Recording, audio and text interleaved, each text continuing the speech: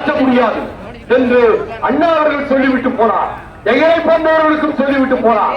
நீங்கள் வீதிகளிலே வந்து பெரியாரை சிலையை உடைப்போம், பெரியார் தலையெடுப்போம் என்று பேசுவதும், அதே போல திராவிட இயக்கத்தை அழிப்போம் என்று பேசுவதும் உடன்பாடு இல்லை எனக்கு. உங்கள் கருத்தை சொல்லுங்கள், ஆனால் வன்முறையை தூண்டாதீர்கள். ஏனெனில் நீங்கள் தந்தை பெரியார் கும்பிடுகிற கோயிலுக்கு நீங்கள் போவீர்கள். அவர் கோயில் சாமி கும்பிட மாட்டார். ஆனால் தந்தை பெரியார் இருக்கிற சிலையை தொட்டு நான் கும்பிடுவேன். இதோ இருக்கிறதே ஆலயம், சங்கரன் கோவிலுக்கு புகழ் தேடி தருகிற ஆலயம். ஒவ்வொரு மண்டலம் படிக்கும் ஆயிரக்கணக்கான மக்கள் வருகிறார்களே இந்த ஆலயம்.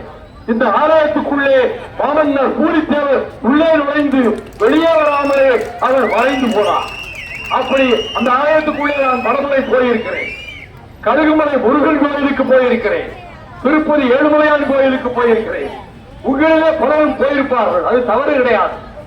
திராவிடர் கழகத்தினுடைய மத அணுகுமுறை வேறு, திராவிட முன்னேற்ற கழகத்தினுடைய அணுகுமுறை வேறு. ஆலயங்கள் ஒவ்வொரு ஊர்ல ஒரு அம்மன் கோயில் இருக்கிறது.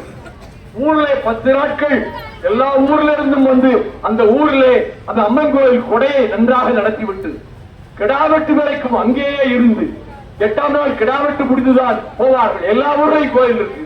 ஆக கோயிலை காட்டி கட்சியை வளர்க்க முடியாது. எல்லாம் அறுவடை வீடுகளிலே ஒலிக்கட்டும், தேவாரம் ஒலிக்கட்டும், திருவாசகம் ஒலிக்கட்டும். அந்த தேவாரமும் திருவாசகமும் தமிழ்நாட்டுக்கு வழிகாட்டக்கூடியவை.